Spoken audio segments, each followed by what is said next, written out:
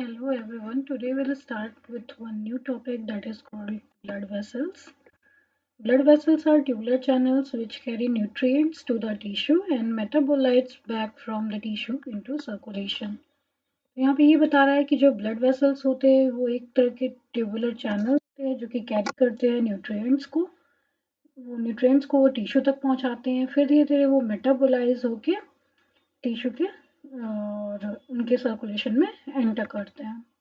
Next हम देखेंगे जो कि बहुत ही इंपॉर्टेंट पॉइंट है। यहाँ पे बता रहा है कि heart acts as pumping organ which pumps oxygenated blood that is arterial blood to all the part of the body through arteries.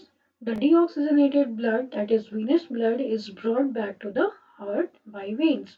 तो यहाँ पे कह रहा है कि जो हार्ट है वो एक्ट करता है पंपिंग ऑर्गन की तरह।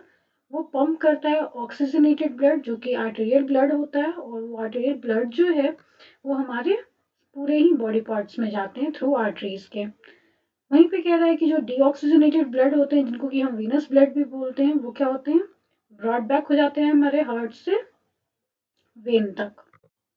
Next will see about the arteries. Arteries है क्या? They carry blood away from the heart. यहाँ पे क्या कह रहा है कि आर्टरीज जो है वो ब्लड को हमारे हार्ट से लेकर जाता है। They branch like trees on their way to different parts of the body. इनके ब्रांचेस जो है वो ट्रीज की तरह होंगे, अपने अपने डायरेक्शन में होंगे, यानी कि हमारे बॉडी के डिफरेंट पार्ट्स में जाते हैं। The tiny branches of arteries called arterioles. जो tiny branches होते हैं arteries के हम उनको arterioles बोलते हैं. Again, it might be a MCQ question. If we'll see about the diameter, that is greater than 0.3 mm. Arteries are thick-walled. The lumen is smaller than that of the veins accompanying it. But arteries do not have any valves. Let's see about the structure of artery. The wall of the artery is made up of three layers, that is tunica intima, media and adventitia. यहाँ पे कह रहे हैं कि जो wall होती है arteries की वो तीन लेयर से बनी होती है, ट्यूनिका इंटिमा, मीडिया और एडवेंटिशिया। अगेन ये एमसीक्यू क्वेश्चन आपके हो सकते हैं। नेक्स्ट कह रहा है endothelium is the lining epithelium and is part of the tunica intima. तो क्या कह रहा है, जो एंडोथेलियम है वो लाइन करता है एपिथेलियम को, और वो एक क्या है पार्ट हमारा ट्यूनिका इंटिमा का है। ट्यूनिका मीडियास जो है वो काफ़ी थिकेस्ट होते हैं, उनके थ्री कोट्स होते हैं और वो इलास्टिक फाइबर और स्मूथ मसल्स के बने हुए होते हैं। और जो लार्ज आर्टरीज हैं वो कंटेन करते हैं ज़्यादा से ज़्यादा अमाउंट में इलास्टिक फाइबर्स को, जो कि मीडियम साइज के आर्टरीज होते हैं, और उनमें सबसे ज़्यादा क्या होते हैं, स्मूथ मसल्स जो है वो प्रेजेंट होते हैं। स्मॉल आर्टरीज को हम वासा वेसोरम बोलते हैं, जो कि नॉरिश करते हैं wall of the large artery को। तो ये था हमारा स्ट्रक्चर ऑफ आर्टरी।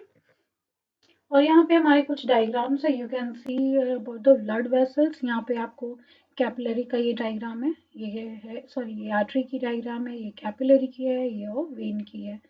तो यू कैन सी यहाँ पे ब्लड वेसल्स जो ये फाइब्रस आउटर लेयर है, ये smooth muscle with elastic fibres हैं, यहाँ पे ये ल्यूमन प्रेजेंट है, ये एंडोथेलियम है। वही हम कैपिलरी में देखेंगे तो सिंगल सेल है, थिक वॉल्स हैं जिसके कि यहाँ अगर हम वेन की बात करें तो यहाँ पे फाइब्रस आउटर लेयर है, बीच में आपको smooth muscle with elastic fibres मिलेंगे, ये ल्यूमन हो गया, और ये हमारा जो थिन लाइन है वो एंडोथेलियम हो गया।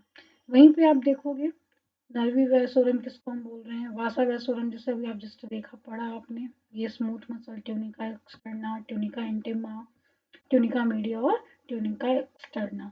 तो ये सब जो थे हमारे लेयर्स थे। तो that's all about the blood vessels.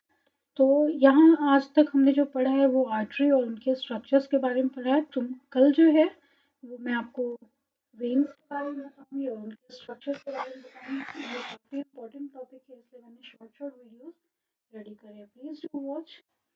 Thank you for watching. Please like, subscribe and share. Thank you.